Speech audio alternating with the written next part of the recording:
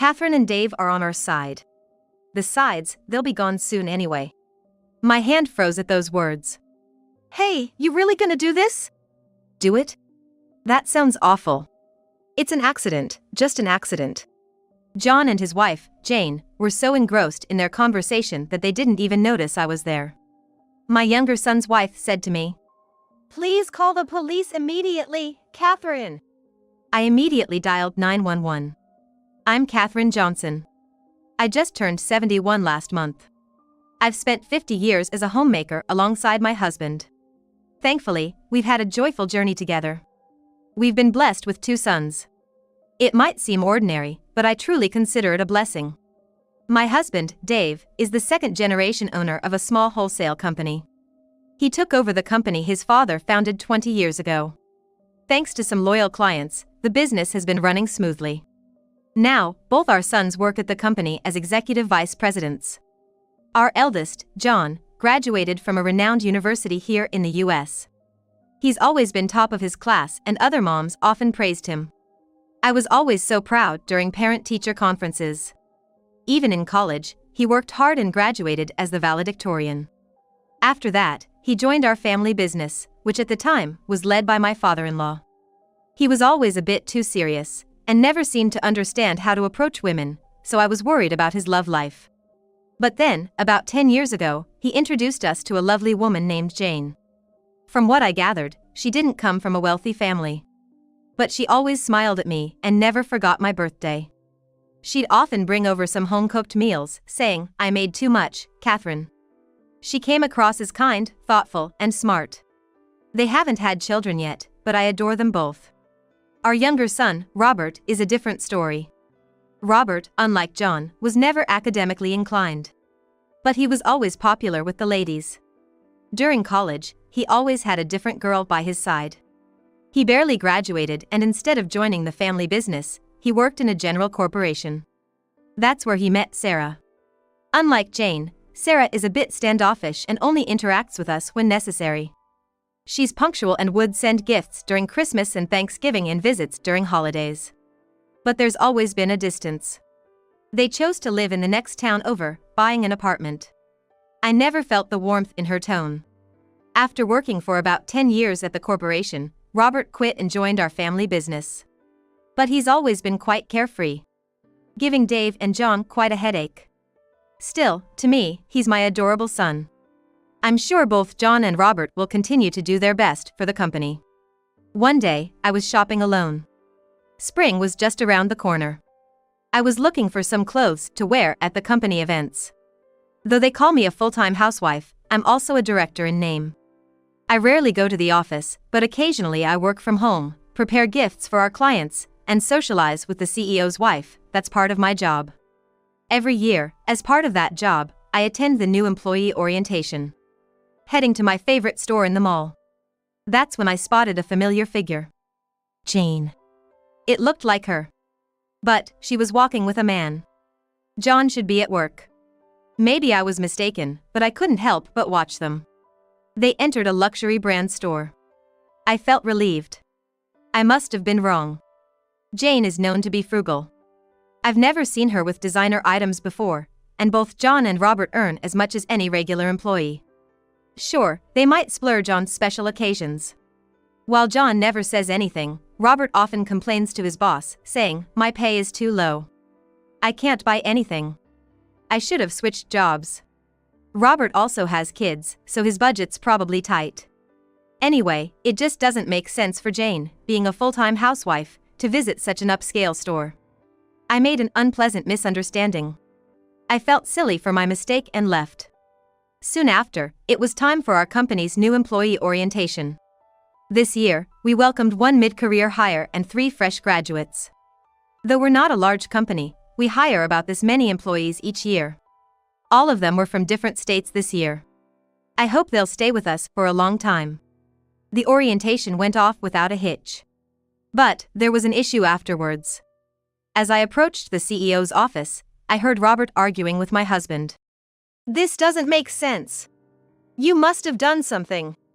Robert, face red with anger, was confronting my husband. John was trying to calm him down. "What's going on?" I hurriedly asked. The accounts don't add up. Robert shouted. The accounts? I was clueless. I asked her for more details. He explained the discrepancy in detail. You must have skimmed off the top. My husband shot back. Robert retorted. Don't be stupid. This is why I can't stand second-generation CEOs. What's that supposed to mean? The argument between my husband and Robert was heating up. Enough is enough. At that moment, John's voice rang out. I'll look into the numbers. Both of you, just stop it. If other employees hear about this, it'll only cause unnecessary anxiety. Don't discuss such matters here. John told them. You can always rely on the eldest. I was impressed by John's handling of the situation. Both my husband and Robert fell silent. I knew we could count on John. A few days later, John reportedly spoke to my husband. There was nothing suspicious in the ledger, but there was one instance of double payment. I quickly contacted the other party, and they agreed to adjust it for next month's balance. I think that's probably why Robert felt something was off. Thanks to him, we caught the error. Dave was clearly impressed by John's words. The brilliance with which he could discuss such a misunderstanding was noteworthy. He truly was an exceptional son, so much so that sometimes Dave wondered if he really was his own. With the busy rush of April and their earlier disagreement behind them, I was dining out with Dave. It had been a while since we enjoyed a meal together. We decided to splurge a bit and went to the top-rated sushi restaurant in the area that had recently earned a Michelin star. The dazzling dishes were a treat to the eyes. Pretty soon, John and Robert should be thinking about treating their families to places like this, I said, enjoying the meal. Nah, John, sure, but it's too soon for Robert, Dave replied. But Robert did mention that he's struggling with 3 kids and a low salary, didn't he? If he worked as hard as John, I might consider it, Dave said, brushing off my concern with a laugh. Oh, come on, I retorted, slightly annoyed. As the meal progressed, our stomachs became full. We will bring out the dessert shortly, the waiter informed us before retreating. Dave sipped his tea, looking satisfied. Oh, I've got a call. I'll be right back, he said, checking his phone. Hurry back, the dessert will be out soon, I called after him. Alone in the room, I sipped my tea, enjoying the tranquility. However, a familiar voice from the next room interrupted my thoughts. Listen here. It was loud and dominant. At the same time, I felt like I recognized the voice I heard. Calm down. I told you we'd just see how things go for now. The voice that seemed like John's responded. Was that Jane, earlier? Were they here celebrating an anniversary or something? Realizing that my son and his wife were in the adjacent room brought a smile to my face. Once Dave returned, we'd surprise them. They'd never expect to run into us here. As I waited for Dave, the familiar voices of John and Jane continued to reach my ears. What are you waiting for? I never expected Robert to notice. Their conversation was becoming heated. Fortunately, our room is the second to the last. I assume the voices of John and Jane from the very last room should only reach here. It's fine because it's us, but if it were someone else, it would have been bothersome.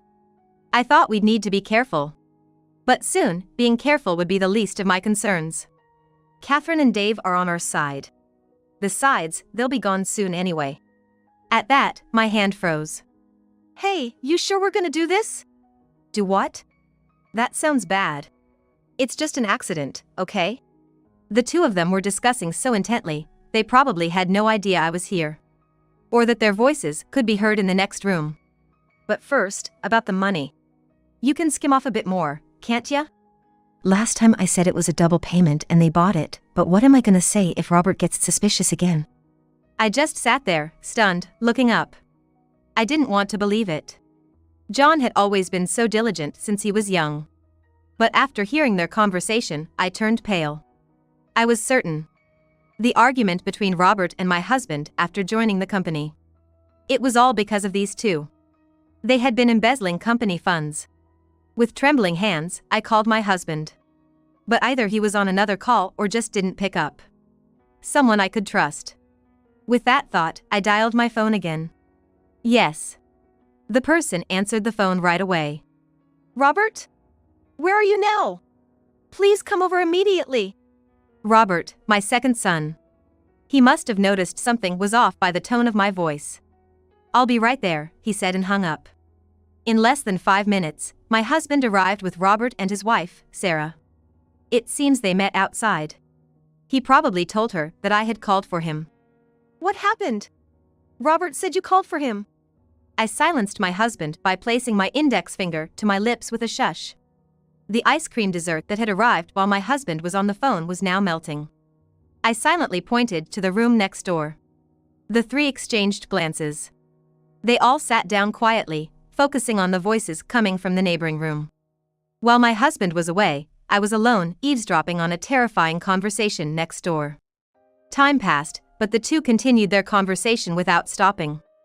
The only time the conversation paused was when the waiter brought in their food. And then it would start again. Hearing about John's betrayal and its contents, I felt like I was going to faint. Jane? Sarah whispered. Hearing the voice from next door, my husband, Robert, and Sarah must have figured out who was there. That's why, daffodils. You know, if you confuse them with leeks, it can lead to accidents. Jane's voice was audible. The three probably didn't quite grasp the content yet. At the very least, she'll be hospitalized for a while. If we're lucky, there will be a funeral. So, we have to make sure no one finds out about the embezzlement until then. Robert let out a small, puzzled what? So, maybe we could just wait and see? John's voice was also heard. This conversation had been going on for a while. No way! We can't stop the flow of money. Jane countered John. If they find out, they won't let me take over the company. There's no way they'll find out. Or, before they do? They probably realized that this wasn't just an ordinary conversation. Sarah quickly activated the voice recorder on her smartphone. My husband remained silent, not saying a word. Robert was trembling. So, daffodils.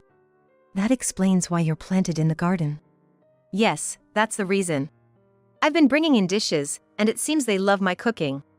Even if it tastes a bit off, they'll just think it's a culinary mistake and eat it, right? I realized the true intentions behind their plans. I wonder what I should make. Scrambled eggs with leeks? They have to eat a lot of it.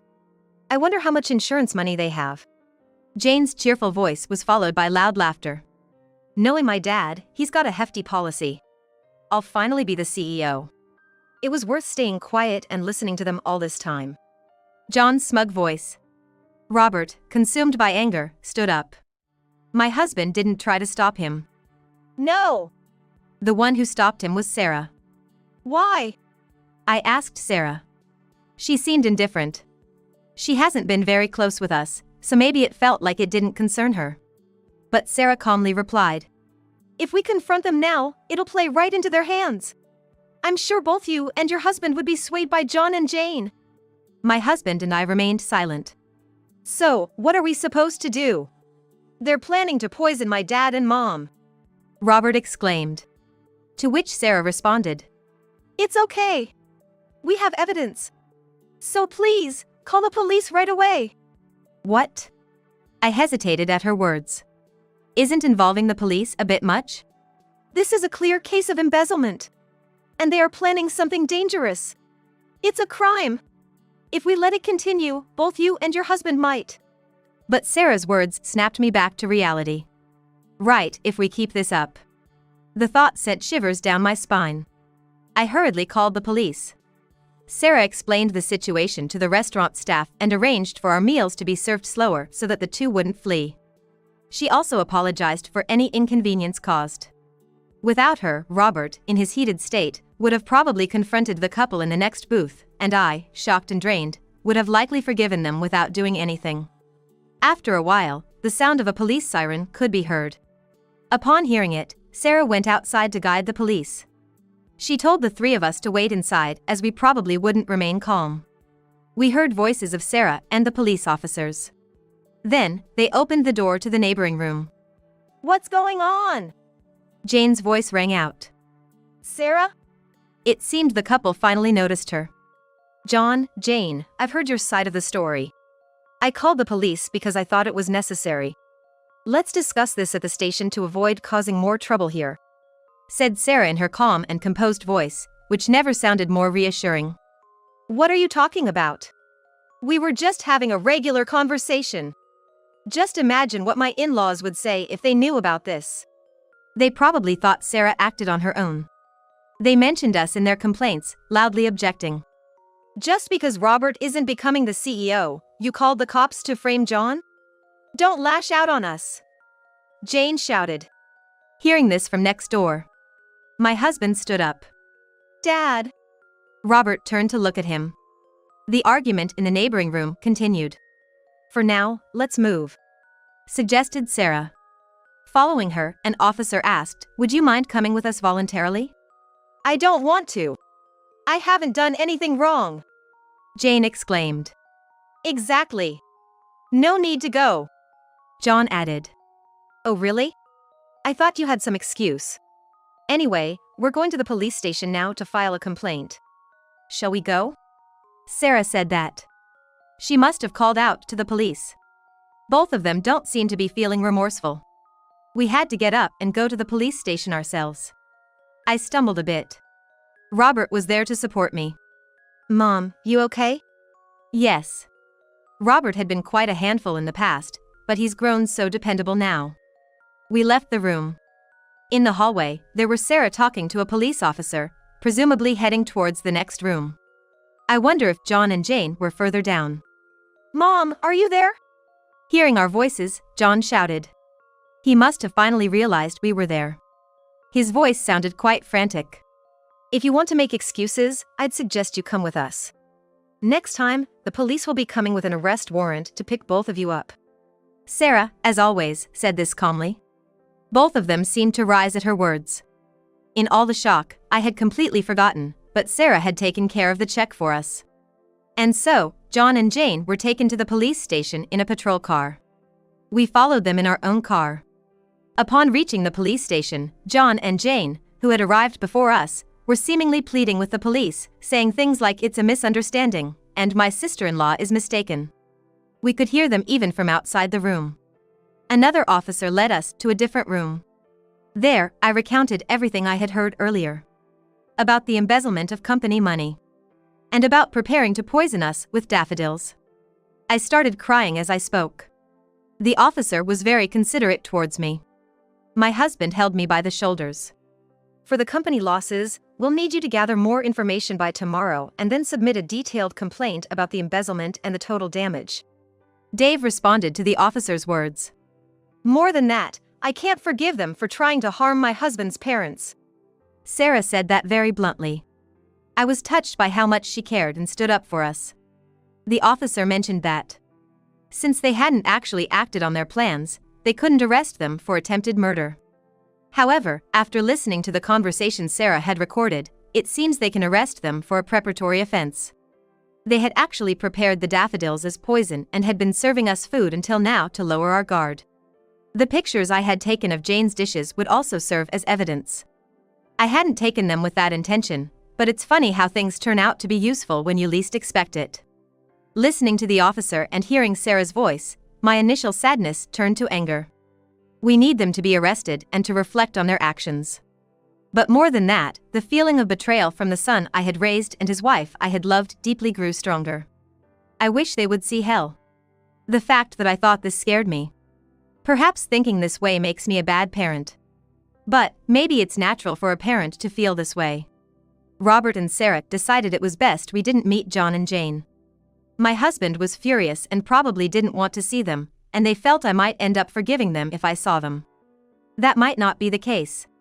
I'm pretty mad too. But it's also true that I might forgive them if they apologized. We left everything to Robert and Sarah and went home. It seems our grandchildren were with Sarah's mother who had come over to play, so there was nothing to worry about. They told us to rest and not worry about anything. That comforted me a lot. The next day, we got a call from the police. It seems John and Jane didn't admit to anything. But Robert managed to find out about the embezzlement and the amount within a day. Believe it or not, since their first year of marriage for about 10 years. They had been embezzling money, sometimes a few $100s each month, and sometimes larger amounts.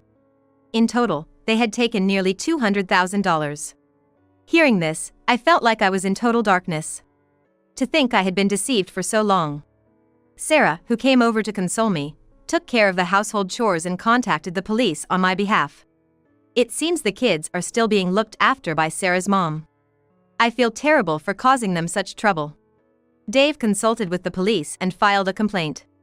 With this, both of them, especially John, are going to be arrested. I felt relieved, yet also full of regret. It's hard to describe, but thanks to Sarah, I managed to keep my sanity.